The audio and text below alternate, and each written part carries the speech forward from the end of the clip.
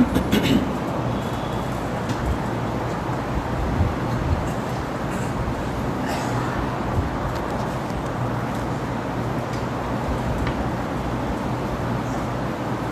الحمد لله نحمده ونستعينه ونستغفره ونعوذ بالله من شرور أنفسنا ومن سيئات أعمالنا من يهده الله فلا مضل له ومن يضلله فلا هادي له وأشهد أن لا إله إلا الله وحده لا شريك له وأشهد أن نبينا محمد عبد الله ورسوله صلى الله عليه وعلى آله وأصحابه وسلم تسليما كثيرا يا أيها الذين آمنوا اتقوا الله حق تقاته ولا تموتن إلا وأنتم مسلمون يا أيها الذين آمنوا اتقوا الله وقولوا قولا سديدا يصلح لكم أعمالكم ويغفر لكم ذنوبكم ومن يطع الله ورسوله فقد فاز فوزا عظيما أما بعد فإن أصدق الحديث كلام الله وخير الهدي هدي محمد صلى الله عليه وسلم وشر الأمور محدثاتها وكل محدثة بدعة وكل بدعة ضلالة وكل ضلالة في النار فقد قال الله تعالى عز وجل بعد أعوذ بالله من الشيطان الرجيم وقال ربكم ادعوني أستجب لكم إن الذين يستكبرون عن عبادتي سيدخلون جهنم داخرين وعن أبي هريرة رضي الله تعالى عنه عن النبي صلى الله عليه وسلم قال ليس شيء أكرم على الله سبحانه وتعالى من الدعاء رواه الترمذي وابن ماجه في كتاب الدعاء وقال هذا حديث حسن صحيح প্রশংসা মাত্র আল্লাহ সুবহানাহু ওয়া তাআলা যিনি একক যে আল্লাহ সুবহানাহু ওয়া তাআলা তিনি তার বান্দাদের ডাকে সাড়া দিয়ে থাকেন যে আল্লাহ সুবহানাহু ওয়া তাআলা তিনি প্রত্যেক আহ্বানকারীর আহ্বান শ্রবণ করে থাকেন যার কাছে কোনো কিছু গোপন থাকে না যার কাছে কোনো কিছু আড়াল হয়ে থাকে না এবং তিনি এমন এক সত্তা যার কাছে কোনো কিছু পৌঁছানোর কোনো মাধ্যম লাগে না যখনই কোনো ব্যক্তি সে যেখান থেকে হোক না কেন যখন আল্লাহ সুবহানাহু ওয়া তাআলাকে স্মরণ করে তখন আল্লাহ সুবহানাহু ওয়া তাআলা সাথে সাথে তা বুঝতে পারে তখনই আল্লাহ সুবহানাহু ওয়া তাআলা জেনে নেন সে আল্লাহ সুবহানাহু ওয়া তাআলা বলেছেন তোমরা আমাকে ডাকো আমি তোমাদের ডাকে সাড়া দেব যে আল্লাহ সুবহানাহু ওয়া তাআলা তিনি তার বান্দাদের ডাকে সাড়া দিয়ে থাকেন যিনি তার বান্দাদের মাঝে বড় আর ছোট পার্থক্য করেন না প্রত্যেকের ডাক তিনি শ্রবণ করে থাকেন এবং ওয়াদা করেছেন যিনি তার তুচ্ছ থেকে তুচ্ছ বান্দার ডাকেও সাড়া দিয়ে থাকেন আমরা সেই সত্তার প্রশংসা করি আমরা বলি আলহামদুলিল্লাহ সালাতু ওয়া সালাম প্রিয় নবী মুহাম্মদুর রাসূলুল্লাহ সাল্লাল্লাহু আলাইহি ওয়াসাল্লামের প্রতি যিনি ছিলেন মুস্তাজাবুদ দাওয়া যার দোয়া আল্লাহ সুবহানাহু ওয়া তাআলা প্রায় কবুল করে থাকেন একান্ত আল্লাহর ইচ্ছা ব্যতীত কিছু দোয়া হয়তো আল্লাহ কবুল করেনি এটা আল্লাহ সুবহানাহু ওয়া তাআলার বিশেষ এক হিকমতের কারণে আর না হয় মুহাম্মদুর রাসূলুল্লাহ সাল্লাল্লাহু আলাইহি ওয়াসাল্লামের দোয়াকে সবথেকে বেশি কবুল করা হয়েছে এবং আমাদেরকে এই তথ্য জানানো হয়েছে প্রত্যেক নবীর জন্য একটা বিশেষ দোয়া করার অনুমতি আল্লাহ দিয়েছেন যেই দোয়া প্রত্যেক নবীর কাছ থেকে কবুল করা হবে প্রত্যেক নবী সেই দোয়া এই দুনিয়াতেই আল্লাহ সুবহানাহু ওয়া তাআলার কাছে চেয়ে নিয়েছিল এবং তা ব্যবহার করে ফেলেছে কেবলমাত্র মুহাম্মদুর রাসূলুল্লাহ সাল্লাল্লাহু আলাইহি ওয়াসাল্লাম তাকে স্পেশাল যে দোয়াটি দেওয়া হয়েছে তিনি এটা তার নিজের জন্য ব্যবহার করেননি রাসূলুল্লাহ সাল্লাল্লাহু আলাইহি ওয়াসাল্লাম বলেছেন আমি সেটা আমার উম্মতের জন্য সংরক্ষণ করে রেখে দিলাম যার ব্যবহার করা হবে তাদের শাফাআতের জন্য কিয়ামতের মাঠে ইমাম বুখারী রাহিমাহুল্লাহ তিনি তার দোয়ার প্রথম হাদিসে উল্লেখ করেছেন এটা। ইনশাআল্লাহুল আজিজ এই হাদিসের সম্পর্কে আমরা ডিটেলস আলোচনা পরে করব। এটা শুধু রাসূল সাল্লাল্লাহু আলাইহি ওয়াসাল্লামের ভূমিকা স্বরূপ আমি আপনাকে স্মরণ করিয়ে দিলাম, যেই নবী এত একটা ক্ষমতা পাওয়ার পরেও সেটা তিনি তার নিজের জন্য এবং নিজের পরিবার, নিজের সন্তানের জন্য ব্যবহার না করে তিনি তার উম্মতের ফয়দার জন্য, কল্যাণের জন্য, নাজাতের জন্য রেখে দিয়েছেন। আমরা তার উপরে সালাত এবং সালাম পাঠ করি, আমরা বলি আল্লাহুম্মা সাল্লি আলাইহি আল্লাহুম্মা বারিক আলাইহি। দোয়া সম্পর্কে এটা আমার দ্বিতীয় বক্তব্য। প্রথম খুতবাটি ফরাজে কান্দা হয়েছে গত সপ্তাহে, সেটা নেটে যারা পেয়েছেন তো পেয়েছেন, আর আপনাদের জন্য তাতে কিছু কথা থাকবে। সেই বক্তব্যটা ছিল আমার ভূমিকা স্বরূপ, কারণ এই কয়েক মাসে আমি দোয়ার পর্বটাকে শেষ করব এই টার্গেটেই রেখেছি। তাই ভূমিকা স্বরূপ কিছু কথা সেই খুতবায় আলোচনা করেছিলাম। তাতে একটা জিনিস ছিল, যতগুলো গুরুত্বপূর্ণ দিক তার মধ্যে একটা গুরুত্বপূর্ণ দিক ছিল দোয়া হলো ইবাদত।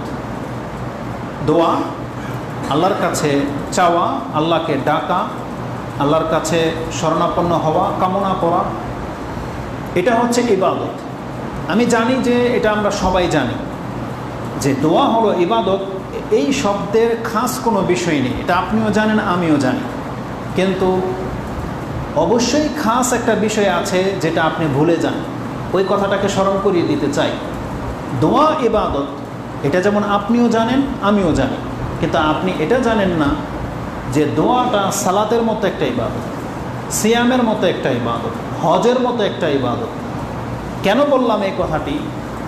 কারণ দোয়া সম্পর্কে আমাদের যেই ত্রুটি রয়েছে, অনেকগুলো কারণ আছে, যে কারণগুলো থাকার কারণে আমরা আল্লাহর কাছে দোয়া করি না বা ডাকি না। তার মধ্যে অনেক বড় একটা কারণ হলো অধিকাংশ মানুষ মনে করে যে আমার দোয়া করে কোনো ফয়দা তো হচ্ছে না, আমি আল্লাহর কাছে যেটা চাই সেটা তো পাই না, তার মানে আমার দোয়া কবুল হয় না। এই সংশয়ের কারণে মানুষ দোয়া করা ছেড়ে দিয়েছে। আপনি আপনার এই অবস্থান থেকে ফিরে আসবেন যদি এই প্রথম কথাটাকে আপনি স্মরণ রাখতে পারেন। সেটা কি? যে দোয়া হলো ইবাদত। যারা সালাত আদায় করেন, কোনো ব্যক্তি এমন আছেন আজ পর্যন্ত ফিল করেছেন যে আমি নামাজ তো পড়ি, 5 ওয়াক্ত সালাত তো পড়ি, আমি কি পেলাম কি পেলাম না? কোনো ব্যক্তি আছেন এরকম? বিচার করেন, চিন্তা করেন, আজ পর্যন্ত চিন্তা করেছেন যে আমি 5 ওয়াক্ত নামাজ তো পড়লাম, ইবাদত তো করি, তো ওই নামাজে তো আমি কিছু পাইনি আজ পর্যন্ত, বা কিছু পাওয়ার জন্য কিন্তু আপনি নামাজ পড়ছেন না। সালাত কেন পড়তেছেন আপনি? কারণ আপনি জানেন এটা আমার উপরে ফরজ ইবাদত। তাহলে নামাজ যখন আপনি, সালাত যখন আপনি ইবাদত হিসাবে পড়তেছেন, আজ পর্যন্ত আপনার কোনো প্রশ্ন আসেনি যে আমি নামাজ পড়ে কিছু তো পেলাম না, তাই আমি নামাজ কেন পড়ব? এই প্রশ্ন কিন্তু কোনো মুসলমান করেন। আপনি রমজান মাসের সিয়াম তো রাখতেছেন, কিন্তু দুনিয়ায় কোনো বেনিফিট তো পেলেন না। হয়তো মেডিকেল সায়েন্স বলবে হ্যাঁ সিয়াম রাখার কারণে ফিজিক্যাল ফিটনেস ভালো হয়, একটা ফয়দা, আপনি জানেন দেখে রাখেন, অনেকে রাখতে পারে এই মর্মে।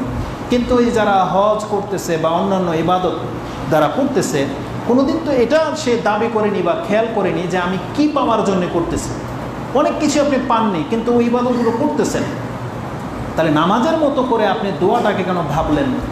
দোয়ার ক্ষেত্রে কেন আপনার এই শর্ত জুড়ে দিলেন যে দোয়া করে তো আমি কিছু পাই না, তাই আমি দোয়া করা ছেড়ে দিয়েছি?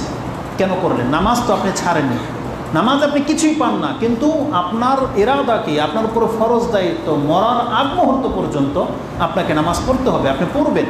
এটা যেমন নিজের জন্য লাজিম করে নিয়েছেন, দোয়াটাকেও আপনি লাজিম করে নিতেন যদি আপনি স্মরণ রাখতেন যে দোয়াটা কিন্তু ইবাদত, আপনি কিছু পান আর নাই বা পান।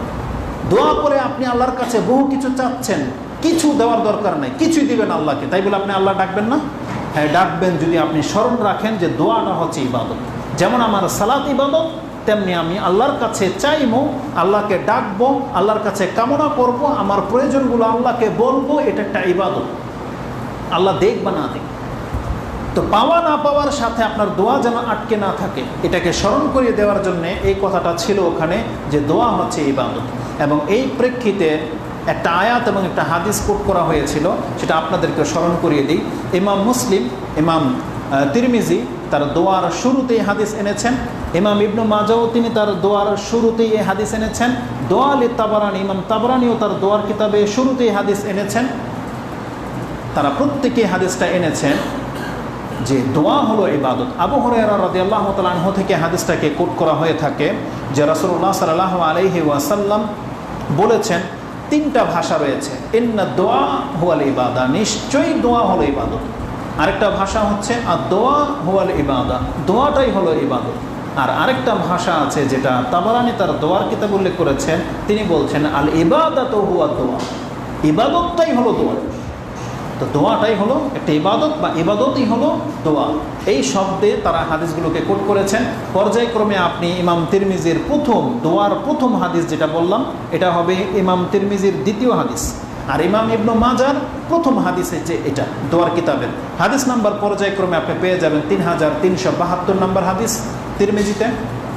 ইবনু মাজাতে হাদিসটা রয়েছে 3828, মানে 3828, এবং দোয়া আর তাবরানীতে রয়েছে 1 নম্বর হাদিস, যে দোয়া হলো ইবাদত। তাহলে রাসূল ইসলামের স্পষ্ট ভাষা এখানে দোয়া হলো ইবাদত। আরও কিছু হাদিস আছে, বলা হয়েছে আফদালুল ইবাদাতু আদ-দোয়া, উত্তম ইবাদত হচ্ছে দোয়া। আশরাফুল ইবাদাতু আদ-দোয়া, আকরামু ইবাদাতু আদ-দোয়া, এই শব্দগুলো সঠিক নয়। আরেকটা হাদিস আছে আদ-দোয়া হুয়া মুখুল ইবাদা, দোয়া হলো ইবাদতের মুখ, মানে মগজ, মূল। এই শব্দটাও হাদিস সহিহ নয়। ইমাম তিরমিজি যেমন এই হাদিসটাকে কোট করেছেন 3372-এ, ওই হাদিসটা আপনি পেয়ে যাবেন 3371-এ। তার মানে তার আগের হাদিসটা তিনি উল্লেখ করেছেন দোয়াই হলো ইবাদতের মূল, এই হাদিস সহিহ নয়। বেশ কিছু কিতাব লেখা হয়েছে এই মর্মে যে দোয়া হলো ইবাদতের মূল বা দোয়া হলো ইবাদতের মগজ। এই হাদিসটা দুর্বল। সঠিক কোনটা? দোয়া হলো ইবাদত, মানে ইবাদতের একটা প্রকরণ হচ্ছে আর দোয়া। এটা যদি আমরা না ভুলি তাহলে আপনার এই প্রশ্ন আসবে না যে আমি দোয়া করে তো কিছু পাই না, এই প্রশ্ন আসবে না। কেন? কারণ আপনি জানবেন দোয়া করাটাই হলো ইবাদত। আর যখন ইবাদত তখন আপনি এটা করতেই হবে।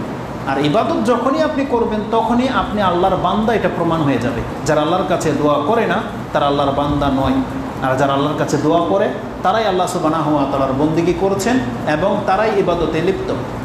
দোয়া যারা করে না, কোরআনে আল্লাহ সুবহানাহু ওয়া তাআলা এটা ধমকের সুরে আপনার কাছে ব্যক্ত করেছে যে দোয়াটা কেমন ইবাদত। কোরআনে আল্লাহ সুবহানাহু ওয়া তাআলা সূরা আল গাফির 40 নম্বর সূরার 60 নম্বর আয়াতে বলছেন ওয়াকালা রাব্বুকুম উদউনি আস্তাজিব লাকুম, তোমাদের রব, আল্লাহ বলছেন ওয়াকালা রাব্বুকুম উদউনি, তোমাদের রব তোমাদেরকে ডেকে বলছেন উদউনি, আমাকে ডাকো, আস্তাজিব লাকুম, আমি তোমাদের ডাকে সাড়া দেব। আমাদের এই টুকরার জন্য একটা খুতবা দেব আলাদাভাবে। এই যে আল্লাহ যে বলেছে আমাকে ডাকো, আমি তোমাদের ডাকে সাড়া দেব, আল্লাহ যে সাড়া দেয় এটা নিয়ে একটা বক্তব্য দেব। এই যে মানুষ যে আল্লাহ সুবহানাহু ওয়া তাআলার কালামকে, কোরআনকে যে মূল্যায়ন করে না, এগুলো হচ্ছে তার বাস্তব প্রমাণ। আল্লাহ নিজে যখন বলেছে উদউনি, আমাকে ডাকো, আস্তাজিব লাকুম, আমি তোমাদের ডাকে সাড়া দেব, এই কথাটা কোনো বলতো মাধ্যম হয়ে আসে নাই। এটা কোনো হুজুর বলে নেই আপনাকে, এটা কোনো পীর না, কোনো নবী আপনাকে বলে নেই যে আল্লাহকে ডাকো, আল্লাহ তোমার ডাকে সাড়া দেবে। বরং এই কথাটা আল্লাহ স্বয়ং বলতেছে আপনাকে। ধরেন এখন নবী নাই, কোরআনটা আপনার হাতে, কোরআনটা নাজিল করে দেওয়া হয়েছে, আল্লাহ নাজিল করেছে। আল্লাহ নিজে বলতেছেন ওয়াকালা রাব্বুকুম উদউনি, তোমাদের রব বলছেন আমাকে ডাকো, উদউনি আস্তাজিব লাকুম, আমি তোমাদের ডাকে সাড়া দেব।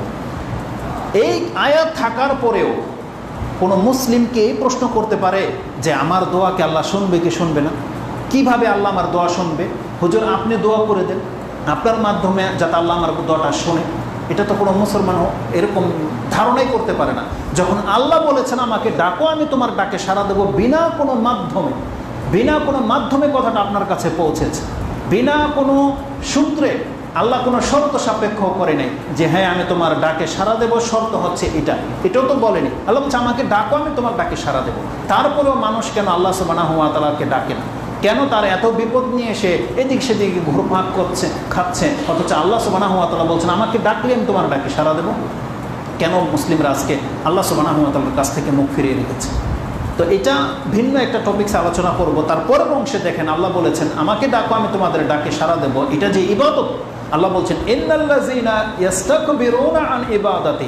এইখানে আল্লাহ বলে নাই ইন্নাল্লাযীনা লাম ইয়াদউনি, যারা আমাকে ডাকে না তারা।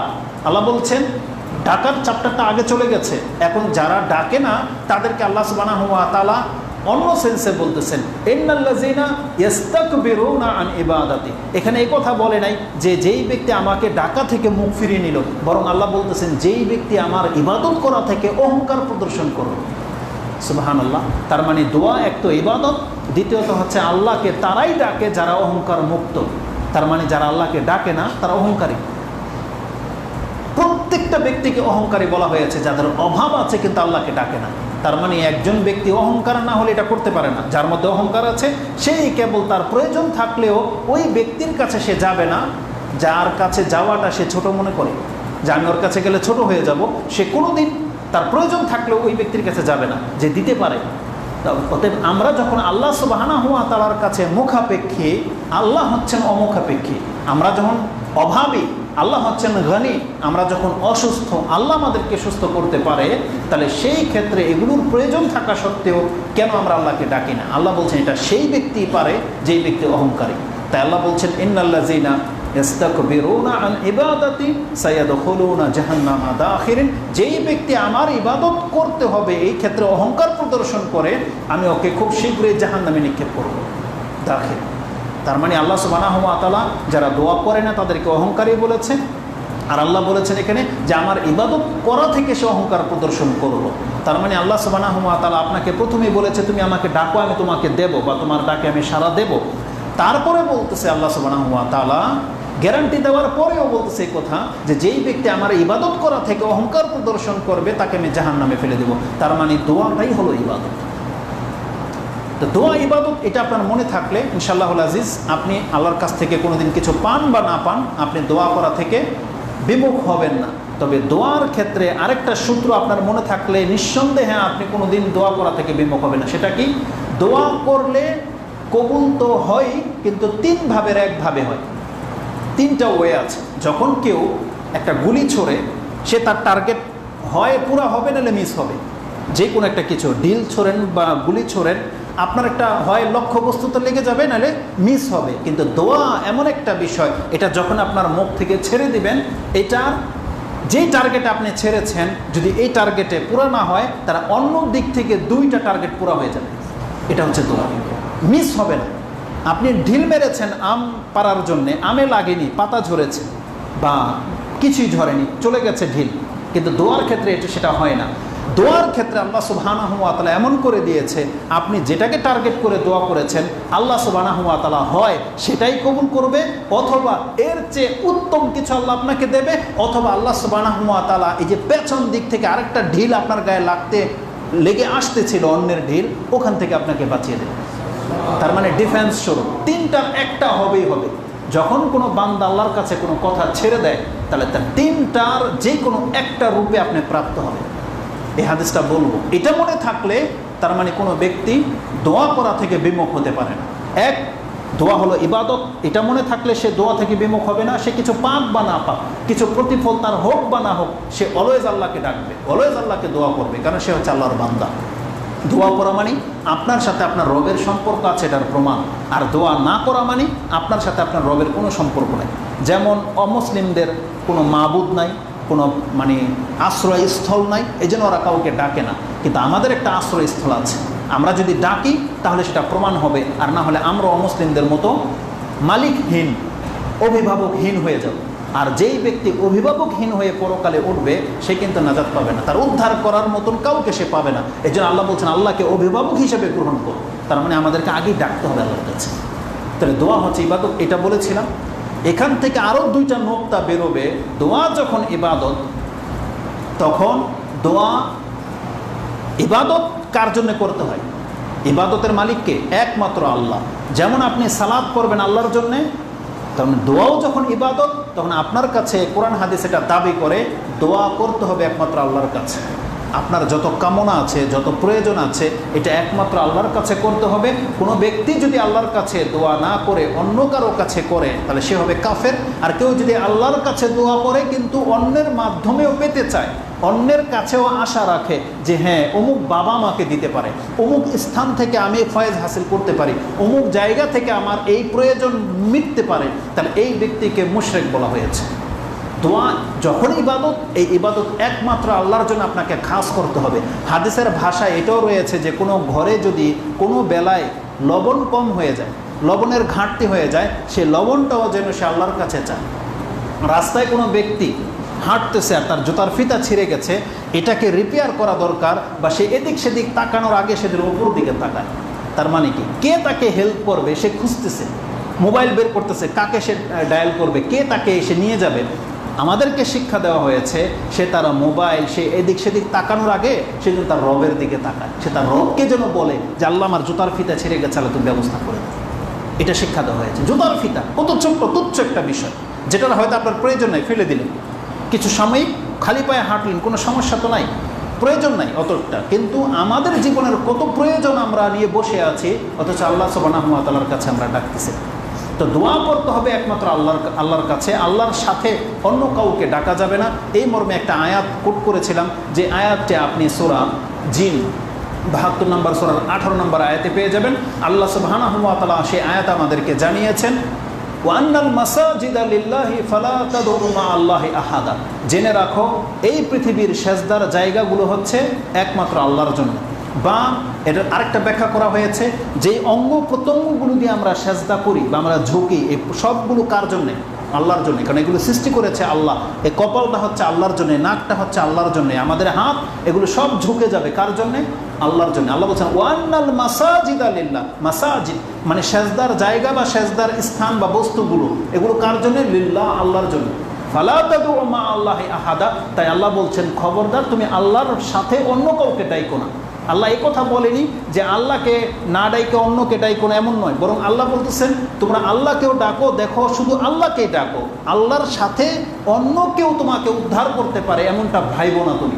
মানে আল্লাহর সাথে কাউকে তুমি অংশীদার রাখো না, যে তোমার উদ্ধারের জন্য, তোমার প্রয়োজনের জন্য তুমি কেবলমাত্র একজনকে ডাকো, আর তিনি হচ্ছেন আল্লাহ সুবহানাহু ওয়া তাআলা। যখন আল্লাহ সুবহানাহু ওয়া তাআলা বলেছেন ফালা তাদউ মা আল্লাহি আহাদা, আহাদান শব্দটা বলেছে আর কোনো একজনকেও অংশীদার করা যাবে না। জেনে নেন এখানে আমি শুধু একজন ব্যক্তির নাম বলি, তাকে যদি ডাকা না যায় তারপরে পৃথিবীর কোনো মানুষকে ডাকা যাবে না। তিনি হচ্ছেন মুহাম্মদুর রাসূলুল্লাহ সাল্লাল্লাহু আলাইহি ওয়াসাল্লাম।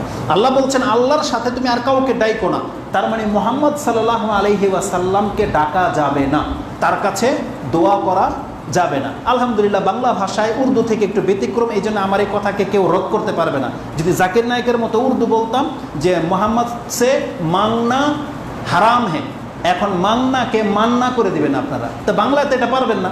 আল্লাহ সুবহানাহু ওয়া তাআলা বলছেন মুহাম্মদ সাল্লাল্লাহু আলাইহি ওয়াসাল্লামকে মানতে হবে, কিন্তু মুহাম্মদ সাল্লাল্লাহু আলাইহি ওয়াসাল্লামের কাছে কামনা করা যাবে না। আর এটাকে মিক্স করতে পারবেন? পারবেন না। তো মুহাম্মদ সাল্লাল্লাহু আলাইহি ওয়াসাল্লামকে ডাকা হারাম। কেউ যদি বলে ইয়া নবী আল্লাহ, ইয়া রাসূলুল্লাহ মাদাদ, অনেক কিতাবে আছে এইসব কথাবার্তা, তারাহাম ইয়া নবী আল্লাহ তারাহাম। আমি তো ফার্সি বুঝি না, তো এই একটা লাইন শুধু মনে আছে, জামাহ জুহুরি যা বাহাক্কে আলম, এমন একটা শব্দ আছে যে পুরো পৃথিবী ত্রাহি ত্রাহি করতেছে, তারাহাম ইয়া নবী আল্লাহ তারাহাম, হে দয়ার নবী আপনি আমাদের উপর রহম করেন, আপনি আমাদের উপর রহম করেন। এই কথাটা কে পাওয়ার হক রাখে, নবী না আল্লাহ? আপনি পেরেশানিতে আছেন, এখন আপনার রহমের দরকার, আপনি কাকে বলবেন এই কথাটা আমার উপর রহম করেন? আল্লাহকে বলবেন না আল্লাহর নবীকে বলবেন? আল্লাহকে বলতে। আল্লাহ বলছেন ফালা তাদউ মা আল্লাহি আহাদা, খবরদার আল্লাহর সাথে আর কাউকে ডাইকো না। মুহাম্মদ সাল্লাল্লাহু আলাইহি সাল্লামের যখন নিজের দয়ার প্রয়োজন ছিল, তিনি নিজেই তো আল্লাহকে ডেকেছেন, তিনি আল্লাহকে ডাকেনি?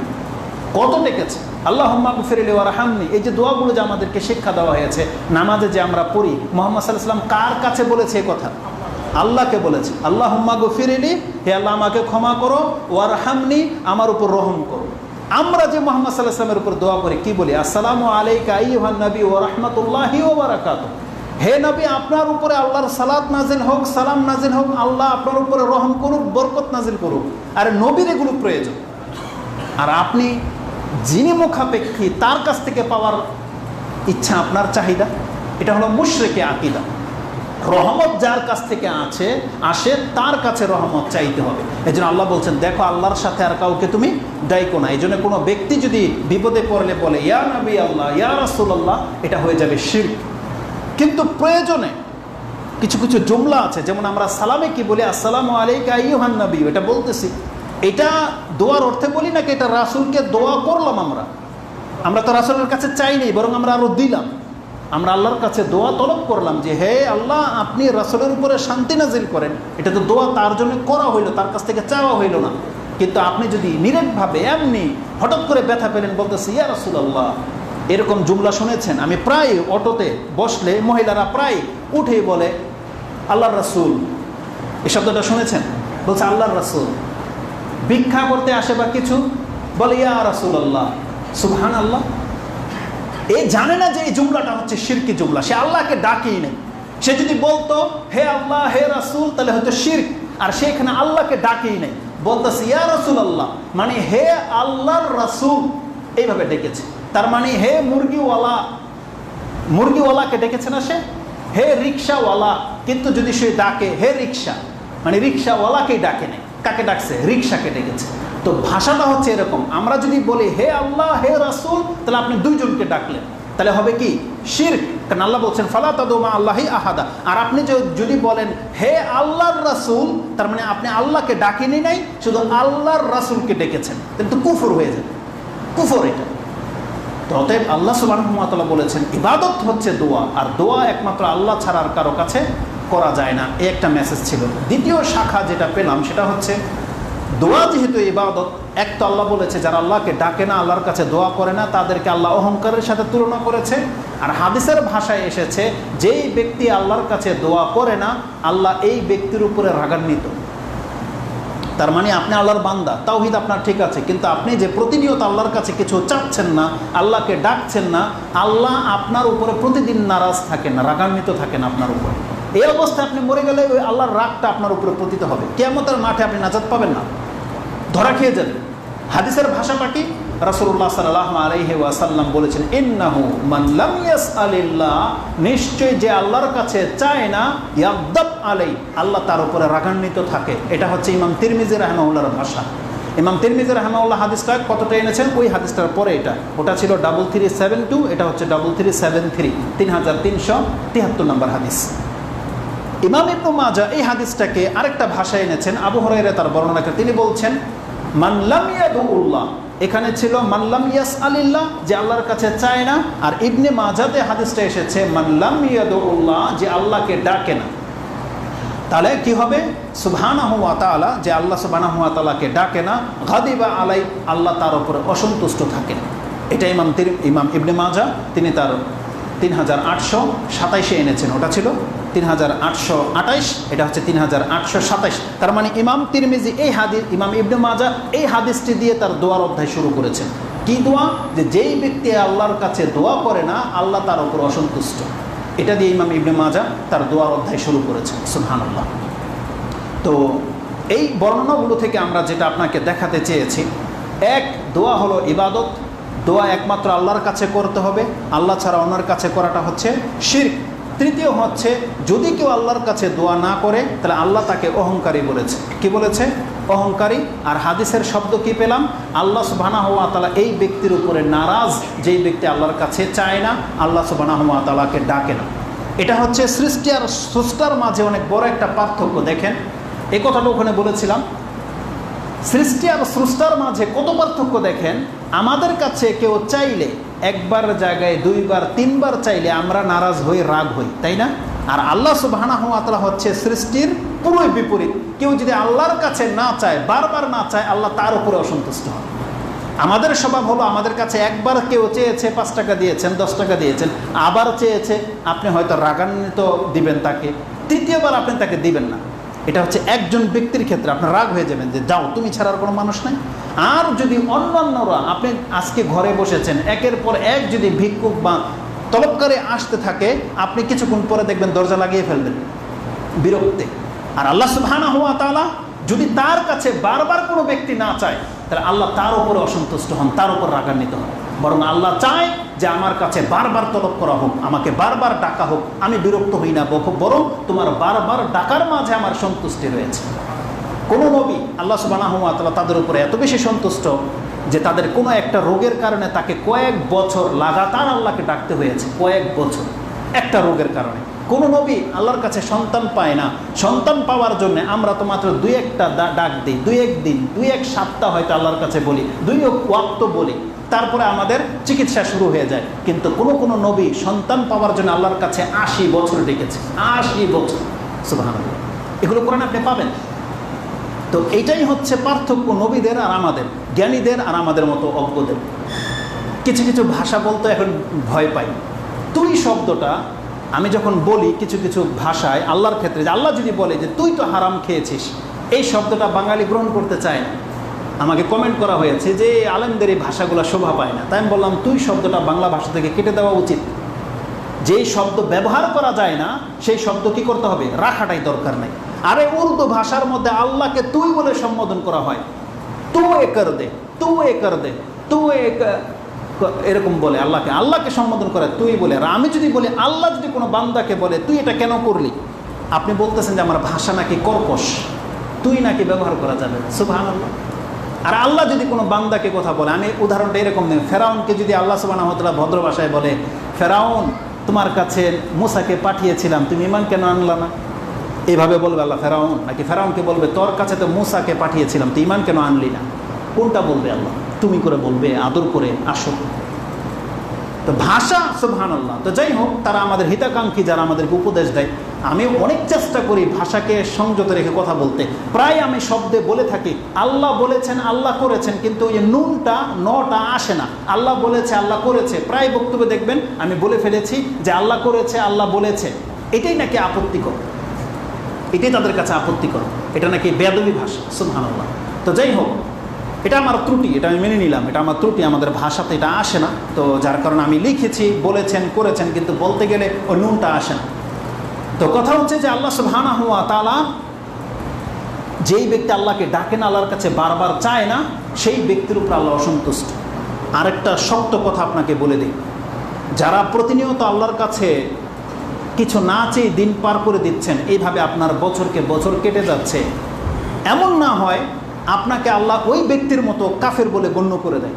জানেন, এটা কাফেরদের স্বভাব, অমুসলিমদের স্বভাব। যারা আল্লাহ এবং পরকালে বিশ্বাসী না, ওরা যেমন একবারও আল্লাহকে ডাকে না, কিন্তু আপনি মুখে বলতেছেন আল্লাহর প্রতি আপনার আস্থা আছে, পরকাল বলে কিছু আছে, কিন্তু একবারও আপনি আল্লাহকে ডাকেননি, আজকে একবারও বলেননি আল্লাহ আমাকে ক্ষমা করো, তাহলে আপনার অবস্থাটা ওই কাফেরদের সমতুল্য। জানেন, এই ভাষায় হাদিস এসেছে, আর হাদিস রয়েছে মুসলিমে, তাও ঈমানের অধ্যায়। সুবহানাল্লাহ। আয়েশা রাদিয়াল্লাহু তাআলা আনহা তিনি বলতেছেন যে আমি রাসূলুল্লাহ সাল্লাল্লাহু আলাইহি ওয়াসাল্লামকে বললাম, ইয়া রাসূলুল্লাহ, ইবনু জুদাআন একজন ব্যক্তি রয়েছে, কানা ফিল জাহিলিয়া, জাহিলিয়াতের যুগে সে ছিল, সে কি করত, ফিল জাহিলিয়াতি ইয়াসিলুর রাহিম ওয়া ইউতিমুত তাআম ওয়া ইউতিমুল মিসকিন। এই লোকটা এত ভালো ছিল, মিসকিনদেরকে খাদ্য দিত আর আত্মীয়তার সম্পর্কটাকে রক্ষা করে চলতো। ফাহাল যাকা নাফিউহু, সে যে এই ভালো ভালো কাজগুলো করত, তার কি কোনো উপকার হবে এই কাজগুলো? রাসূলুল্লাহ বলছেন লা ইয়ানফাউহু, তার এই ভালো কাজ তার কোনো উপকারে আসবে না। কেন? রাসূলুল্লাহ এই কথা বলে দিলে পারতেন, সে তো কাফের, সে তো মুশরিক, এটা বলেনি রাসূলুল্লাহ। রাসূলুল্লাহর ভাষাটা কি বলেছেন? রাসূলুল্লাহ বলছেন কেন তার এই ভালো কাজ তার কোনো উপকারে আসবে না? ইন্নাহু লাম ইয়াকুল ইয়াওমান রাব্বি গফিরলি খাতিআতি ইয়াউমাদ্দিন, সে কোনো একদিন এই জমিনের মধ্যে কোনো একদিন আল্লাহকে বলেনি যে আল্লাহ বিচারের মাঠে তুমি আমার পাপগুলোকে মাফ করে দিও। সে একদিনও বলেনি। ইন্নাহুম লাম ইয়াকুল ইয়াওমান, সে একদিনও বলেনি এই কথা, রাব্বি গফিরলি খাতিআতি ইয়াউমাদ্দিন, আল্লাহ তুমি বিচারের মাঠে আমাকে ক্ষমা করে দাও, একদিনও সে বলেনি। রাসূলুল্লাহ বলছেন এই কারণে এই যে কাফের, এটাকে ইঙ্গিত করা হয়েছে যে সে আসলে পরকালে বিশ্বাসী না, সেই ভালো ভালো কাজগুলো করে, এটা হচ্ছে মনুষ্যত্বের ভিত্তিতে। আমাদের সমাজে কত মানুষ আছে না যারা মনুষ্যত্ববোধ বা হিউম্যানিটি যেটাকে বোঝায়, এই জন্য সে ভালো কাজ করে, রাস্তাঘাট করে দেয়, মানব সেবা। তাদের পরকালের কোনো ইচ্ছাই নাই, পরকালে আল্লাহর কাছে কিছু পাবে, এই জন্য তারা এই কাজগুলো করে না। তারা শুধু ভোট পাওয়ার জন্যে, সাপোর্ট পাওয়ার জন্যে, পপুলারিটির জন্যে মানব সেবা তারা করে যাচ্ছে, বলতেছে এগুলো মানুষের প্রয়োজন, আমরা রাস্তাঘাট করে দিই, কালভার্ট করে দিই। কিন্তু এগুলো যে অনেক বড় বড় কাজ, এগুলো যে আল্লাহর সন্তুষ্টির জন্য করা হলে একটা দুর্নীতি মুক্ত হয়ে যেত, দ্বিতীয়ত এই কাজগুলোর কারণে ও যে জান্নাত পেয়ে যেত, ওর এই ধার প্রান্ত পর্যন্ত এই জ্ঞান নেই। এগুলো মানুষের কল্যাণে তারা করে থাকে, কিন্তু এরকমের কল্যাণকর কাজ পৃথিবীর বহু মানুষ করেছে, কিন্তু তাদের কাছে আল্লাহ সুবহানাহু ওয়া তাআলার কাছ থেকে কিছুই পাবে না। কেন?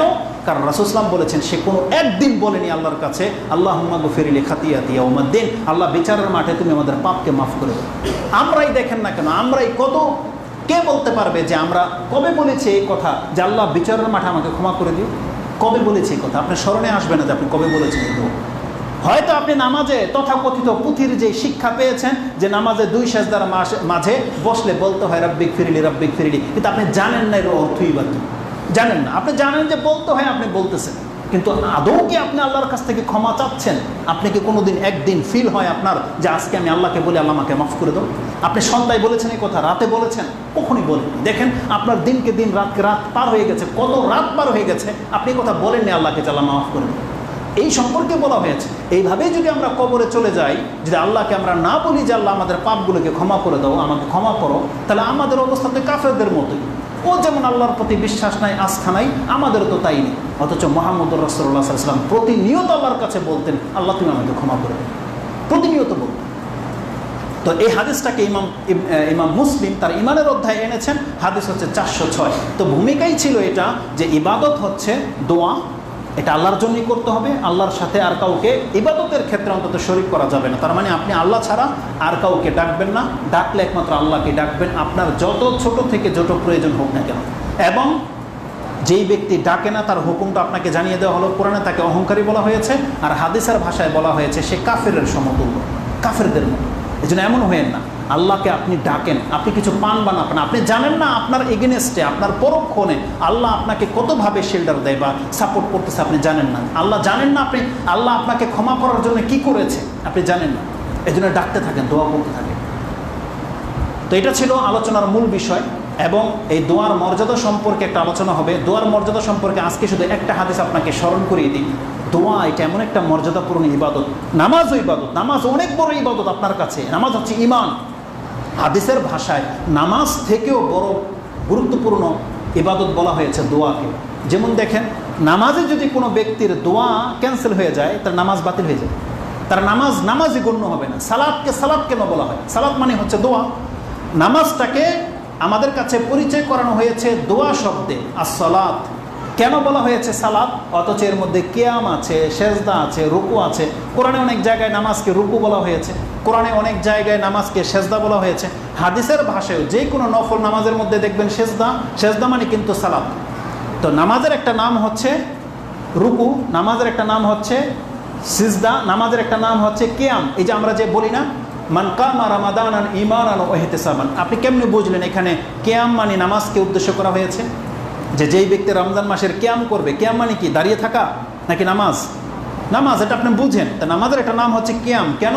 কারণ নামাজে কিয়াম আছে। নামাজের একটা নাম হচ্ছে রুকু। আল্লাহ বলছে ওয়ারকাউ মা'আর রাকিন, তুমি রুকুকারীদের সাথে রুকু করো। তার মানে কাদের সাথে কি বলতে বলা হয়েছে? নামাজীদের সাথে নামাজ পড়ো বলা হয়েছে। আল্লাহ বলছেন ওয়াইজা কিলা লাহুম উরকাউ লা ইয়ারকাউন, তাদেরকে বলা হয় রুকু করো, তারা রুকু করে না। এর মানে কি? তার মানে তাদেরকে নামাজ পড়তে বলা হয়, তারা নামাজ পড়ে না। তারপর আল্লাহ সুবহানাহু ওয়া তাআলা সেজদা বলেছে। তেমনি এগুলো দিয়ে আমাদের কাছে জাস্ট পরিচয় করিয়ে দেওয়া হয়েছে, কিন্তু নামাজকে আমাদের কাছে দোয়া দিয়ে ডাকা হয়েছে। ইযা নুদিয়া লিসসালাতি ইয়াউমিল জুমআ, যখন জুমার দিনের দোয়ার জন্য তোমাকে ডাকা হবে। এই সালাত মানে কি? নামাজ। যখন তোমাকে নামাজের জন্য ডাকা হবে, আল্লাহ শব্দটা কি ব্যবহার করেছে? as-সালাত। তার মানে সালাত মানেই হচ্ছে দোয়া, আর নামাজটাকে দোয়া বলে আল্লাহ সুবহানাহু ওয়া তাআলা আমাদের কাছে পরিচয় করিয়ে দেওয়া হয়েছে। নামাজকে আমরা নামাজ হিসাবে তো জানি, কিন্তু দেখেন কেন আল্লাহ সালাত বলেছে? কারণ আপাত মস্তক আল্লাহু আকবার থেকে নিয়ে সালাম ফিরা পর্যন্ত দোয়া আর দোয়া। দোয়া যদি আপনি বের করে দেন নামাজ থেকে, নামাজই থাকবে না। একটা লোক যদি শুধু আল্লাহু আকবার বলে চুপ করে দাঁড়িয়ে থাকে, নামাজই হবে না। সর্বপ্রথম দোয়াই হচ্ছে রুকু। সেটা কি? সূরা ফাতিহা। এটা কি দোয়া নয়? সূরা ফাতিহাটাই তো দোয়া। তারপরে রুকুতে দোয়া, সেজদাতে দোয়া, দাঁড়াতে দোয়া, বসতে দোয়া, বৈঠকে দোয়া, সালাম ফিরানো পর্যন্ত দোয়া, সবটাই দোয়া। এই জন্য নামাজকে নামাজ বলা হয়, মানে এটা সালাত বলা হয়। সালাত মানে হচ্ছে দোয়া। তো দোয়া হচ্ছে সব থেকে মর্যাদাপূর্ণ ইবাদত আল্লাহর কাছে, সব থেকে মর্যাদাপূর্ণ। তাওয়াফ করতে স্যার কেউ যে আল্লাহর কাছে দোয়া না করে, তাওয়াফই থেকে যাবে, কোনো মূল্য রাখে না। একজন ব্যক্তি কোরআন পড়তে স্যার আল্লাহর কাছে যদি কিছু না চাওয়ার আশায় পড়ে, এটা জাস্ট পড়া, এটা কিতাব পড়ার মতো হয়ে যাবে। সব কিছুর মূল্যে আল্লাহর কাছে চাওয়া পাওয়ার ব্যাপার থাকবে। এটা হচ্ছে দোয়া। রাসূল সাল্লাল্লাহু হাদিসের ভাষা কি? যেই শব্দটা দোয়ার ক্ষেত্রে ব্যবহার করা হয়েছে, অন্য কোনো ইবাদতের ক্ষেত্রে ব্যবহার করা হয়নি। রাসূলুল্লাহ সাল্লাল্লাহু আলাইহি ওয়াসাল্লাম থেকে আবু হুরায়রা তিনি বর্ণনাকারী, তিনি বলছেন আনিন নবী সাল্লাল্লাহু আলাইহি ওয়াসাল্লাম ক্বালা লাইসা শাইউন আকরামা আলাল্লাহি সুবহানাহু ওয়া তাআলা মিনাদ দোয়া। আল্লাহর কাছে মর্যাদাপূর্ণ কোনো ইবাদত নাই দোয়াবিহীন। দোয়ার মতো আর কোনো ইবাদত আল্লাহর কাছে এতটা সম্মানিত নয়। ইমাম ইবনু মাজাহ এই হাদিসটি তার প্রথম একেবারে শুরুতের দিকে এনেছেন, 2 নম্বর হাদিস এটা। আর ইমাম তিরমিজি রাহিমাহুল্লাহ এই হাদিসটা দিয়ে তার দোয়ার অধ্যায় শুরু করেছেন। লাইসা শাইউন আকরামা আলাল্লাহি তাআলা মিনাদ দোয়া। আল্লাহর কাছে দোয়ার চেয়ে মর্যাদাপূর্ণ আর কোনো ইবাদত নাই। সুবহানাল্লাহ। দোয়া হচ্ছে সবথেকে মর্যাদাপূর্ণ ইবাদত। এটা হচ্ছে দোয়ার বৈশিষ্ট্যের সবথেকে বড় হাদিস। দোয়ার মর্যাদার ক্ষেত্রে এর চেয়ে বড় কথা কোরআন হাদিস আর কিছুই আসেনি। আরেকটা হাদিস এসেছে দোয়ার মর্যাদা কি, রাসূলুল্লাহ সাল্লাল্লাহু আলাইহি ওয়াসাল্লাম বলছেন, যেই ব্যক্তি দোয়া করে আপনি জেনে নেন আপনার মর্যাদা কি হয়ে যায়। এটা আমি ইমাম মুসলিম থেকে আপনাকে হাদিসটা কোট করাবো। ইমাম মুসলিম রাহিমাহুল্লাহ তিনি তার দোয়ার অধ্যায় এনেছেন, হাদিস হচ্ছে 6722 এবং দোয়া আর তাবরানিতে 18 নম্বরে রয়েছে। মুসলিমে হাদিসে যেমনটা বললাম 6722 নম্বরে রয়েছে।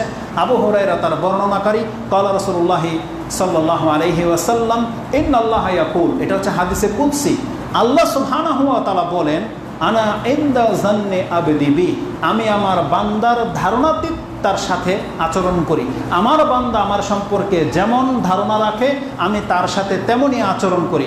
আনা ইনদা যান্নি আবদি বি, তার মানে আপনি যদি দোয়া করেন এই সেন্সে যে আল্লাহ আমার দোয়া শুনেই শুনে, আল্লাহ বলছেন আমি শুনেই শুনি, আমি শুনবো অবশ্যই তোমার দোয়া। আর যেই ব্যক্তি মনে করে যে আমি দোয়া করে দিলাম আল্লাহ শুনলে শুনুক, না শুনলে না শুনুক, আল্লাহ বলছে তোর সাথে ওই আচরণই করা হবে।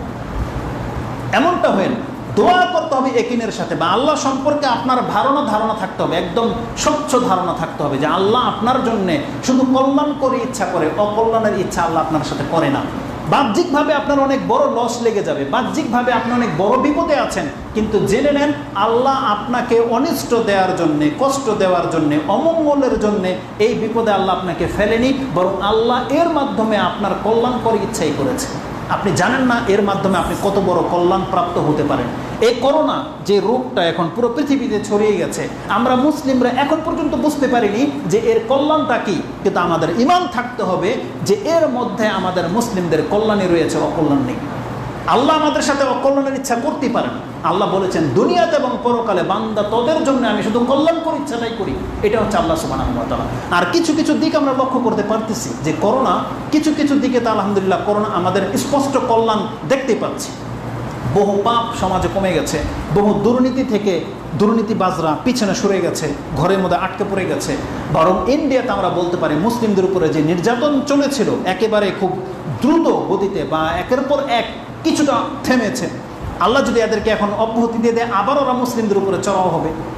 আরও বেশ কিছু দিক থাকতে পারে, তবে আমরা আল্লাহর কাছে দাবি করি বা আল্লাহর সম্পর্কে আমাদের ঈমান এটাই, এই করোনা যত ক্ষতি আমাদের করুক না কেন এটা আমাদের কল্যাণে আছে, এটাই আমরা আল্লাহ সুবহানাহু ওয়া তাআলার কাছে এটাই ধারণা রাখি। কারণ আল্লাহ বলছেন আনা ইনদা যান্নি আবদি বি, আমি আমার বান্দার ধারণাতে তার সাথে থাকি।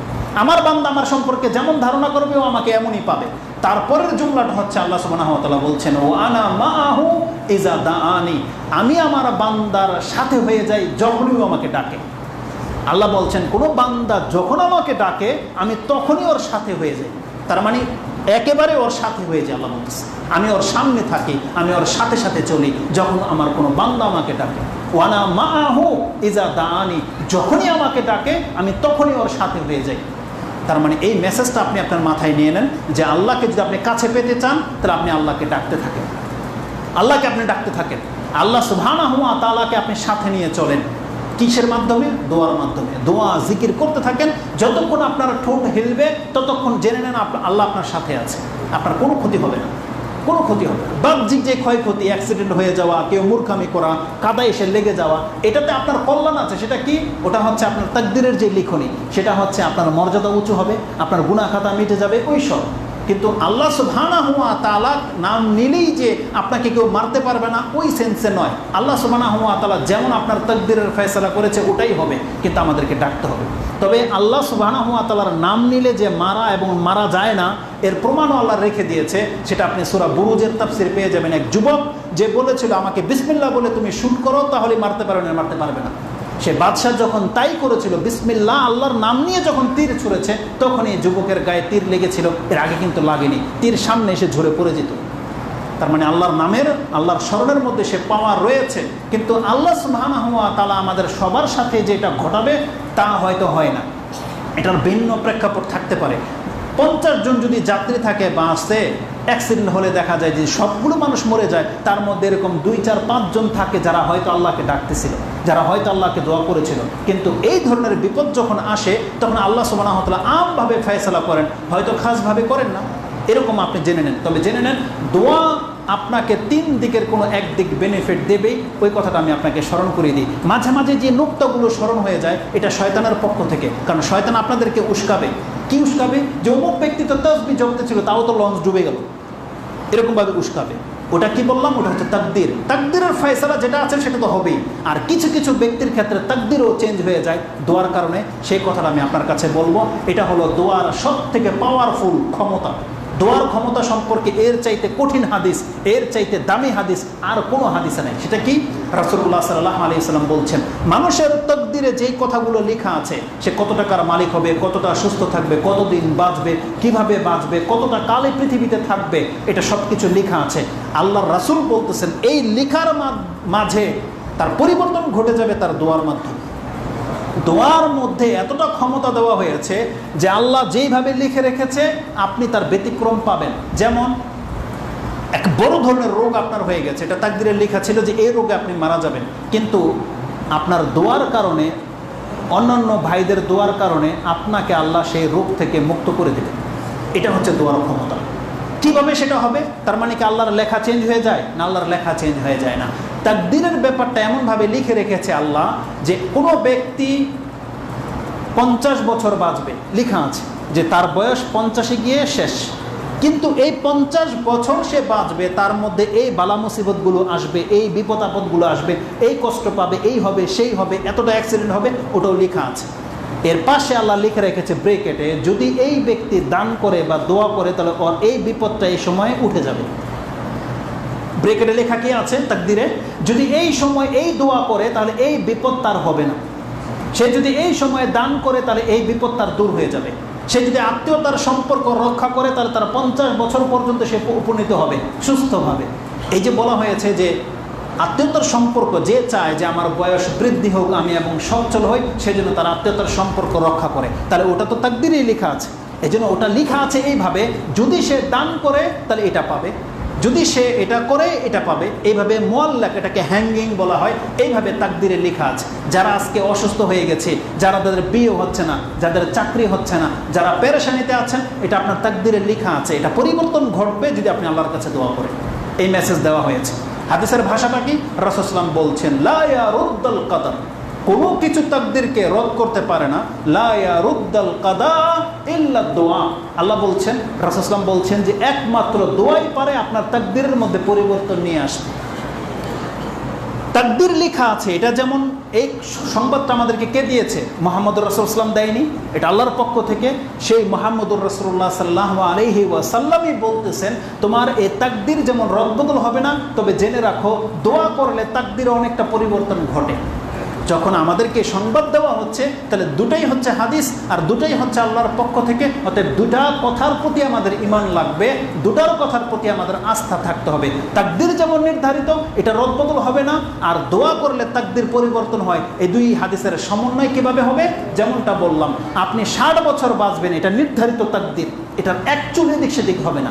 কিন্তু এই 60 বছরের মাঝে আপনার দোয়ার ধারা, আপনি যে 60 বছরে উপনীত হলে কোটিপতি হয়ে যাবেন, আল্লাহ হয়তো সেই কোটিপতি আপনাকে আগেই করে দেবে, বা সেই কোটিপতি হওয়ার জন্য সহজ করে দেবে রাস্তা আপনার দোয়ার কারণে। যেমন এই 60 বছরে আপনি পচতেন অসুস্থ হয়ে, ব্যথা পেয়ে বা কোনো রকমের দুর্ভোগে, কিন্তু দোয়ার কারণে আপনাকে আল্লাহ ওই পর্যন্ত পৌঁছে দেবে স্বাভাবিক পর্যায়ে। এটা হচ্ছে দোয়ার পরিবর্তন ঘটানো। রাসূলুল্লাহ সাল্লাল্লাহু আলাইহি ওয়াসাল্লাম বলছেন, লা ইয়ারুদ্দাল কাদা ইল্লা দোয়া ওয়ালা ইয়াজিদু ফিল উমরি ইল্লাল বির। তবে বয়স বাড়াতে পারে না কোনো আমল একমাত্র সৎ কাজ ছাড়া, ইল্লাল বির। রাসূলুল্লাহ বলেছেন কেউ যদি তার বয়স বাড়াতে চায়, তার মানে তাকে ভালো কাজ করাইতে হবে, ভালো কাজ তাকে করতেই হবে। তার মানে কি তার 60 বছরের চেয়ে 70 বছর সে বাঁচবে এটা নয়। এই 60 বছর আপনি বাঁচবেন এই পৃথিবীতে, আপনার পূর্বে কোনো ব্যক্তি 80 বছর বেঁচেছে, 100 বছর বেঁচেছে, সে যেই জায়গায় পৌঁছে গেছে আপনি আপনার এই 60 বছরের আমল দিয়ে সেই জায়গায় পৌঁছে যেতে পারবেন যদি আপনি ভালো কাজ করেন।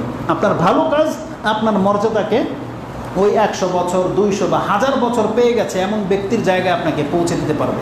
নূহ আলাইহিস সালামের জাতি তারা কত বছর পেয়েছে? 1000 বছর পেয়েছে। আদম আলাইহিস সালামের পরবর্তী মানুষগুলো হাজার হাজার বছর বেঁচে ছিল, আর আমরা মাত্র 60 থেকে 70, কিন্তু আমাদের মর্যাদা বলা হয়েছে তাদের চেয়েও বেশি। কিসের মাধ্যমে? এই সৎ কাজের মাধ্যমে। একটা কদর পেয়ে যাওয়া মানে 83 বছর ওভার হয়ে যাওয়া, 1000 মাস থেকে উত্তম জায়গায় পৌঁছে যাওয়া আপনার মর্যাদা। কারো লাইফে যদি 10টা কদর পেয়ে যায়, এরকম 1000 কেন, তার মানে কত হাজার, 83,000 বছর আপনি পার হয়ে চলে গেলেন। কত চমৎকার আল্লাহ সুবহানাহু ওয়া তাআলা ব্যবস্থা রেখেছে। তাহলে উম্মতে মুহাম্মাদি হলেই আপনি মর্যাদাবান তা নয়, বরং উম্মতে মুহাম্মাদি হওয়ার পরে আপনাকে সৎ কাজ করতে হবে। আমাদেরকে সেই দিকে ইঙ্গিত করা হয়েছে। যারা ভালো কাজ করে তাদের মর্যাদা এমনি তার বয়স বেড়ে যাচ্ছে, এই হাদিসের প্রতি সেই কথার দিকে ইঙ্গিত করা হয়েছে। ইমাম তিরমিজি হাদিসটাকে কোট করেছেন। হাদিস হচ্ছে 2139, তার তাকদীরের অধ্যায়ে এনেছেন যে দোয়া করলে তাকদীরে পরিবর্তন ঘটে। এটা হচ্ছে দোয়ার ক্ষমতা, দোয়ার পাওয়ার, দোয়ার যে কত ক্ষমতা, ইনশাআল্লাহ আজিজ এটা নিয়ে একটা বক্তব্য করা হবে যে দোয়া করার মধ্যে কত কিছু পরিবর্তন হয়ে গিয়েছিল। ইব্রাহিম আলাইহিস সালামের জীবনী থেকে দেখাবো, ঈসা আলাইহিস সালামের জীবনী থেকে দেখাবো, এবং মুহাম্মদুর রাসূলুল্লাহ সাল্লাল্লাহু আলাইহি ওয়াসাল্লাম, ইউনূস আলাইহিস সালাম, প্রত্যেকটা নবীর জীবনী থেকে দেখাবো যে দোয়া করার কারণে দোয়ার প্রতিফলটা কত চমৎকারভাবে ঘটেছিল, দোয়া কি করতে পারে সেই পর্বে দেখাবো ইনশাআল্লাহ আজিজ। এখানে শুধু আমরা দোয়ার ক্ষমতা সম্পর্কে একটা হাদিস বললাম যে কোনো কিছু তাকদীরকে পরিবর্তন করতে পারে না। যদি তাকদীরে কোনো লিখনিতে রদবদল করতে পারে তাহলে সেটা হচ্ছে দোয়া। এটা হচ্ছে আল্লাহর ইচ্ছায়, মানে আল্লাহ ওইভাবে রেখে দিয়েছে এই ব্যক্তি দোয়া করলে এটা পরিবর্তন ঘটবে, না হলে ঘটবে না, ওইভাবেই থেকে যাবে।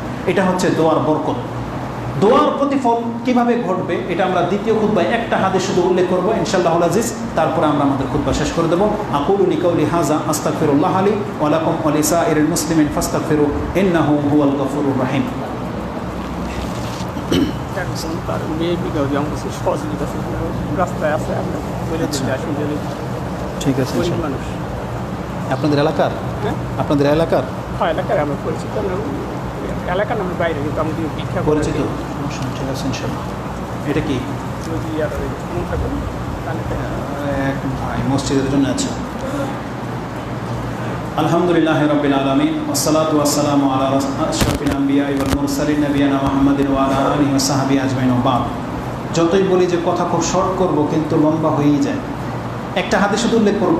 বলেছিলাম যে যেই হাদিসটি স্মরণ থাকলে কোনো ব্যক্তি দোয়া থেকে মুখ ফিরাবে না। এক ছিল দোয়া হলো ইবাদত, আর দ্বিতীয় হাদিসটি যেটা অধিকাংশ মানুষের সংশয় যে আমি তো দোয়া করি, আমার দোয়া তো কবুল হচ্ছে না, তাদের জন্য শুধু এই হাদিসটি। আবু সাঈদ খুদরি রাদিয়াল্লাহু তাআলা আনহু এই হাদিসের বর্ণনাকারী আন্না নবী সাল্লাল্লাহু আলাইহি ওয়াসাল্লাম ক্বালা মা মিন মুসলিমিন ইয়াদউল্লাহ বিদাওয়াতিন লাইসা ফীহি ইসমুন ওয়ালা কাতিআতু রাহমিন ইল্লা আতাহু আল্লাহু বিহা ইহদা সালাস। কোনো মুসলিম ব্যক্তি, কান খাড়া করে শোনেন আল্লাহ কি বলেছেন, রাসূল সাল্লাল্লাহু আলাইহি ওয়াসাল্লাম কি বলেছেন। কোনো মুসলিম ব্যক্তি যদি আল্লাহর কাছে কোনো দোয়া করে, সেই দোয়াটা যদি কোনো পাপের দোয়া না হয়, মানে কারোর সাথে সম্পর্ক ছিন্ন করতে হবে এরকম, অথবা কোনো পাপ যে আল্লাহ তুমি আমাকে নায়িকা গায়িকা বানাই দেবো, এই ধরনের কোনো কিছু, পাপের কিছু, জুয়া খেলতেছে আর বলতেছে যে এখন 6 মারলে এত লাখ টাকা, আল্লাহ তুমি একটা 6 মেরে দেবো, এই যে দোয়াগুলো পাপের, এবং কাতিয়াতির রাহিমিন, আল্লাহ ওর সাথে আমার সম্পর্ক রাখবো না, এমন একটা কিছু করে দেবো, দূর করে দাও আল্লাহ ওকে, বা ওকে ধ্বংস করো, হালাক করো, এই ধরনের কোনো দোয়া যদি না হয়, কোনো মুসলিম যদি কোনো কল্যাণকর নেকের দোয়া করে, তাহলে তার এই দোয়া আল্লাহর কাছে 3 রূপে ফিরে আসে, আল্লাহর কাছ থেকে 3 রূপে ফিরে আসে। ইল্লা ইহদা সালাস, 3-এর একটা কবুল হবেই হবে, 3-এর একভাবে কবুল হবেই হবে। একটা কি, হয়তো ইম্মা আন তো আজ্জালা লাহু দাওয়াতাহু, সে এখন যেটা চাইলো আল্লাহর সাথে সাথে তাকে তা দিয়ে দেবে। হয়তো বা সে সন্তান চাইলো, ছেলে চাইলো, আল্লাহ তাকে ছেলে দিয়ে দিবে। সে মেয়ে চাইলো, মেয়ে দিয়ে দেবে। সে একটা মেয়েকে পছন্দ করেছে, আল্লাহ এর সাথে বিয়ের ব্যবস্থা করে দেবো, আল্লাহ বিয়ে করাই দিবে। ছেলের ক্ষেত্রেও তাই, একটা চাকরি, সে আল্লাহ চাকরিটা আমার দরকার, আল্লাহ পাইয়ে দেবে। যেই কোনো কিছু, মানে যেই জিনিসটা সে চাচ্ছে তৎক্ষণাৎ সেটা ঘটবে, আল্লাহ তাকে দিয়েই দেবে। ইম্মা আন্তু আজ্জালা লাহু দাওয়াতাহু, সে যেটা চেয়েছে তাহলে এটা পুরো হয়ে গেল, মানে আপনি বুঝতে পারলেন আপনার দোয়া কবুল হয়েছে। কিন্তু এটা যখন পুরো হয় না, অন্য 2টার একটা যখন হয়, তখন আপনি নিরাশ হয়ে যান, আমার দোয়া মনে হয় কবুল হলো না। কিন্তু দেখেন আল্লাহ সুবহানাহু ওয়া তাআলা এটার চাইতে বেশি বেটার আমি মনে করি ওই 2টা, যেই 2টার কোনো একটা আল্লাহ আপনার সাথে ঘটায়। সেটা কি? কারণ আপনি যেটা চেয়েছেন এটা অত বড় বিপদ হয়তো না, এটা অত বড় ব্যাপারও নয়, কিন্তু আপনার পরকাল এর চেয়ে বড় সেন্সিটিভ ব্যাপার। যদি এই দোয়াটার কারণে এমন যদি হয় যে আল্লাহ যদি ফাইনাল লিখে রাখে যে এই দোয়াটার কবুল হবে না, ফেরেশতারা তোমরা এটার আমল নামায় লিখে রাখো, এই দোয়ার কারণে কিয়ামতের মাঠে আমি ওকে মাফ করে দেব। যদি আল্লাহ এটা লিখে রাখে, আপনি বলেন তো, আপনি হাজারবার বলবেন এই দুনিয়াতে, আল্লাহ তুমি আমার দোয়া কবুল করো, আল্লাহ ওই দিনের জন্য রেখে দাও, তখন এটাই বলবেন। সুবহানাল্লাহ। রাসূলুল্লাহ সাল্লাল্লাহু আলাইহি ওয়াসাল্লাম বলছেন, হয় সে যা চাইছে তার সাথে সাথে আল্লাহ তাকে দিয়ে দেবে, অথবা যদি কারোর সাথে এমন ঘটে যে আপনি দোতলায় নামাজের ব্যবস্থা আছে, দোতলায় চলে যান। হ্যাঁ আচ্ছা আচ্ছা, যান, দোতলায় যান, ব্যবস্থা করা হয়েছে, যান। তো কথা হচ্ছে যে যখন কোনো ব্যক্তি দেখবেন, সেটা পুরুষ হোক বা মহিলা হোক, যে কেউ, যে আপনি আল্লাহর কাছে কিছু একটা চাচ্ছেন সেটা পুরো হচ্ছে না, তার মানে চট করে আপনার ইমানটাকে শক্ত করে নেন, ইনশাআল্লাহুল আজিজ। আপনি জেনে নেন আল্লাহ এটা আপনার কিয়ামতের মাঠের জন্য জমা করে রাখলো, অথবা আপনার এর চেয়ে বড় একটা বিপদ আসতে গিয়েছিল, আল্লাহ থামিয়ে দিয়েছে। দুইটার একটা। রাসূল কি বলেছেন? ওয়া ইম্মা আইয়াদাখিরাহু লাহু ফিল আখিরা, আল্লাহ হয় তার জন্য পরকালে সেই দোয়াটাকে জমা করে রাখবে। ওয়া ইম্মা আইয়াসরিফা আনহু মিনাস সুই মিসলা, একটা বর্ণনায় মিসলা শব্দটা নাই, বলছে এটা দুর্বল, তার মানে তার সমপরিমাণ বিপদ দূর করে দেবে। ওই সমপরিমাণ কথাটা আমরা ছেড়ে দেই, বরং আছে ওয়া ইম্মা আইয়াসরিফা আনহু মিনাস সু, তার থেকে একটা খারাপকে আল্লাহ দূর করে দেবে। তার মানে যে দোয়াটা আপনি করলেন আর এটা কবুল হচ্ছে না মনে হচ্ছে, আপনি আল্লাহর কাছে ছেলে সন্তান চেয়েছেন, ছেলে হইল না মেয়ে হইল, আপনি কি মনে করবেন? আলহামদুলিল্লাহ বলবেন। কেন? আপনি যেটা চেয়েছেন এটা আপনার জন্য অকল্যাণকর হতো, বরং ওই দোয়াটাকে আল্লাহ রিজার্ভ করে রেখে দিয়েছে পরকালের জন্য। অথবা যে বিপদ আসতেছিল এই ছেলের মাধ্যমে আল্লাহ আপনাকে সেই বিপদ থেকে মুক্ত করে দিয়েছে। মরিয়ম আলাইহিস সালামের মা কিন্তু আল্লাহর কাছে ছেলেই চেয়েছিল, কিন্তু আল্লাহ তাকে মেয়ে দিয়েছে, এবং আল্লাহ সুবহানাহু ওয়া তাআলা বলেছে লাইসা যাকারু কাল উনসা, এই মেয়ের মতো অন্য ছেলে হবে না তোমার। তার মানে এত মর্যাদাপূর্ণ। আল্লাহ তো নির্ধারণ করে রেখেছে যে মরিয়ম হবে, তারপর পেট থেকে ঈসা জন্মাবে, কিন্তু কোনো ছেলে হলে এটা হয়তো, ছেলের পেট থেকে বাচ্চা হয় না, কিন্তু আল্লাহ তাকে ঈসা আলাইহিস সালাম দিতে চেয়েছিলেন, তাই তার ঘরে মরিয়ম জন্মিয়েছে, আর মরিয়ম আলাইহিস সালামের ঘরে ঈসা আলাইহিস সালামের জন্ম হয়েছে। সুবহানাল্লাহ। এই জন্য সুদূর প্রসারী চিন্তা করেন আল্লাহ, আপনার আমার মতো সংকীর্ণ চিন্তার মধ্যে থেকে যেন না। এই জন্য যার যেটা আপনি চাচ্ছেন এটা যদি পুরো না হয়, আজকের এই হাদিস থেকে আপনি মনে রাখেন এটা হয় আল্লাহ আপনার জন্য পরকালে জমা করে রেখেছে, অথবা একটা বড় ধরনের বিপদ আসার ছিল, সেই বিপদটা আপনার কাছ থেকে আল্লাহ দূর করে দিয়েছে। যারা হয়তো করোনা থেকে বেঁচে আছেন, হয়তো কোনো না কোনো দোয়ার কারণে, হতে পারে না, এটা অসম্ভবের কিছুই না। এজন্য প্রতিনিয়ত আল্লাহ সুবহানাহু ওয়া তাআলার কাছে আমাদেরকে দোয়া করতে হবে। আল্লাহ সুবহানাহু ওয়া তাআলা হয় সেটা পরকালে জমা রাখবে, অথবা আপনার দুনিয়া থেকে কোনো একটা বিপদ থেকে আপনার কাছ থেকে উঠিয়ে দেবে। সাহাবীরা প্রশ্ন করতেছেন, ইয়া রাসূলুল্লাহ ফা ইযান নুকসির, তাহলে তো আমরা আল্লাহর কাছে অধিক দোয়া করব, যাতে করে আমাদের অধিক দোয়া জমা থাকে আর অধিক বিপদ থেকে মুক্ত হয়ে যায়। রাসূল সাল্লাল্লাহু আলাইহি ওয়াসাল্লাম বলছেন আল্লাহু আকসারু, আল্লাহ তার চেয়ে বেশি দিতে সক্ষম। তার মানে তোমরা দোয়া করে আল্লাহকে অপারক করতে পারবে না, তোমরা দোয়া করতে থাকো, এটা তোমাদের জন্য কল্যাণ বয়ে আনবে, এছাড়া অকল্যাণ কিছুই হবে না। মানে দোয়াতে কল্যাণে কল্যাণ, তিনটার একটা বেনিফিট আপনার হবেই হবে। আল্লাহ সুবহানাহু ওয়া তাআলা আমাদেরকে দোয়া করার তৌফিক দান করুন। এই হাদিসটাকে মুসাদে আহমদ 11133 মানে 11133-এ, এবং দোয়া ও তাবারানি 35 এবং সাহিহ তারগিব আর তারহিবের মধ্যে 1633-এ হাদিসটা রয়েছে। আল্লাহ সুবহানাহু ওয়া তাআলা যেন আমাদেরকে তার কাছে দোয়া করার তৌফিক দান করেন। সর্বশেষ একটা হাদিস রিলেটেড, বুখারী থেকে একটা হাদিস উল্লেখ করে দিই, এটা আপনার প্রশান্তির জন্য। এই হাদিস থেকে আমরা পরবর্তী খুতবায় উল্লেখ করব। সেটা কি? যারা বলে যে আমরা আল্লাহর কাছে দোয়া করি, আল্লাহ তো দোয়া শুনলো না, এটা হচ্ছে তাড়াহুড়া করা। এই তাড়াহুড়াকারীর দোয়া আল্লাহ কবুল করে না। রাসূলুল্লাহ সাল্লাল্লাহু আলাইহি ওয়াসাল্লাম বলছেন ইস্তাজাবু লি আহাদিকুম, আল্লাহ তোমাদের প্রত্যেকটা ব্যক্তির দোয়া কবুল করবে, তবে মা লাম ইয়াজাল, যেই ব্যক্তি তাড়াহুড়া করে তার দোয়া কবুল করা হয় না। তাহলে জিজ্ঞাসা করা হয়েছে, ইয়া রাসূলুল্লাহ তাড়াহুড়া কি? তখন রাসূল সাল্লাল্লাহু বলছেন একজন ব্যক্তি আল্লাহর কাছে দোয়া করে, কালু দাউতু রাব্বি, আমি আমার রবকে ডেকেছি, ফালাম ইস্তাজাবলি, কিন্তু আল্লাহ তো আমার ডাকে সাড়া দিল না। এই কথা যে বলে, এই কথা বলে যে দোয়া করা ছেড়ে দেয়, জেনে নেন এর দোয়া কবুল হবে না। ওই তিনটার একটাও হবে না, তার দোয়া তিনটার একটাও হবে না। আল্লাহ জমা করে রাখবে না, তাকে বিপদ থেকেও বাঁচাবে না, আর তার সেটা যেটা চাচ্ছে এটাও হবে না। আর যদি ওই আইয়ুব আলাইহিস সালামের মতো, তার নাকি আইয়ুব আলাইহিস সালামের অসুস্থ হয়েছিল। আমাদের অসুস্থতা হয় 1 ঘন্টা 2 ঘন্টা বা 1 দিনের জন্যে। মাথা ব্যথা যদি আমাদের 1 ঘন্টা কারো থাকে, সেটা আল্লাহকে গালিয়ে দিয়ে ফেলবে, এমন অবস্থা আমাদের। আর তার কয়েক বছর নাকি অসুস্থতায় তিনি ভুগেছিলেন, কঠিন ব্যাধিতে, কিন্তু সে আল্লাহর পক্ষ থেকে মুখ ফিরিয়ে নেয়নি। তিনি বারবার বলেছেন রাব্বি আন্নী মাসানিয়া দুর ওয়া আনতা আরহামুর রাহিমিন, আল্লাহ অনিষ্ট আমাকে স্পর্শ করেছে, আর আল্লাহ তুমি হচ্ছো আরহামুর রাহিমিন, যত রহমকারী আছে সব থেকে বেশি রহমকারী আল্লাহ তুমি। কোনো কমপ্লেন নাই। আর আজকে আমাদের অবস্থা, একদিন অসুস্থ থাকলে আল্লাহ সুবহানাহু ওয়া তাআলাকে একেবারে উদ্ধার করে আমরা ছেড়ে দিই। এটা হচ্ছে আমাদের চরিত্র। আমরা আসলে মুসলিম হইতে পারিনি। আমাদেরকে আল্লাহ সুবহানাহু ওয়া তাআলার ফয়সালার প্রতি সন্তুষ্ট হতে হবে, আল্লাহকে ডাকতে হবে। রাসূল সাল্লাল্লাহু আলাইহি ওয়াসাল্লাম বলছেন প্রত্যেকটা ব্যক্তির দোয়া কবুল হয় যদি সে তাড়াহুড়া না করে। তাড়াহুড়া কি? ওই যে বলে দেওয়া, আমি তো আল্লাহকে ডেকেছিলাম, আল্লাহ তো আমার ডাকে সাড়া দেয়নি, এটা বলাটা হচ্ছে তাড়াহুড়া। এই কথা আপনি বলবেন না। আপনি দোয়া করে রেখে দেন, আপনি জেনে নেন 3টার একটা কবুল হয়ে গেছে। হয় আপনি সেটা পেয়ে যাবেন, অথবা আপনার বিপদ দূর হয়ে যাবে, অথবা কাল কিয়ামতের মাঠে আপনার ডান দিকে সেই দোয়াগুলোকে আপনি মওজুদ পাবেন, যে এত নেকি আপনার জমা হয়ে গেছে শুধু আপনার দোয়া করার কারণে। ইমাম বুখারী রাহিমাহুল্লাহ হাদিসটাকে কোট করেছেন, হাদিস 6340 6340 নম্বরে হাদিসটা আপনি পেয়ে যাবেন। তো দোয়া সম্পর্কে এই ছিল আজকে আমাদের বক্তব্য, যে দোয়া হলো ইবাদত। আপনি কিছু পান বা না পান, দেখেন আল্লাহর কাছে আপনি দোয়া করতে থাকেন প্রতিনিয়ত। যারা দোয়া করে না তাদেরকে আল্লাহ অহংকারী বলেছে, আর যারা দোয়া করে তাদেরকে আল্লাহর বান্দা হিসেবে আল্লাহ গ্রহণ করেছে এবং তাদের উপর আল্লাহ সন্তুষ্ট। আর দোয়া আপনার তকদিরকে পরিবর্তন করে দিতে পারে, আপনার অসুস্থকে সুস্থ করে দিতে পারে, আপনাকে সন্তান এনে দিতে পারে। সব কিছু দোয়ার মধ্যে ক্ষমতা রয়েছে। দেখেন আপনি আল্লাহর কাছে দোয়া করতে থাকেন। যারা 10, 15, 20 বছর হয়ে গেছে, বিয়ে করেছেন, বাচ্চা হয় না, আপনি এদিক সেদিক আর যাওয়ার দরকার নাই। ইব্রাহিম আলাইহিস সালাম যদি 80, 90 বছরের সন্তান পেতে পারে, জাকারিয়া আলাইহিস সালাম যদি 90, 100 বছরের সন্তান পেতে পারে, আপনার জন্য যদি আল্লাহ নির্ধারণ করে রাখে, আপনি জেনে নেন এই আর 5 বছর পরে আপনি বাচ্চা পাবেন। ডাকতে থাকেন আল্লাহর কাছে, ডাকতে থাকেন। যদি আল্লাহ লিখে রাখে আপনি পাবেন। আর যদি না লিখে রাখে, তার মানে আল্লাহ তো জানিয়ে দিয়েছে, বান্দা তোর প্রত্যেকটা ডাক আমি জমা করে রাখতেছি, কিয়ামতের মাঠে তোকে তা পুরোপুরি দাওয়াত দিতে হবে। আল্লাহ সুবহানাহু ওয়া তাআলা যেন এই কথাগুলোকে বোঝার এবং সে অনুযায়ী আমল করার তৌফিক দান করে। এই মসজিদের কল্যাণকর কাজে অত্যন্ত গুরুত্বপূর্ণ যে বিষয়গুলো আমাদের সামনে রয়েছে, যে খুব শীঘ্রই আমরা ইনশাআল্লাহুল আজিজ দোতলায় সালাত পড়তে পারবো।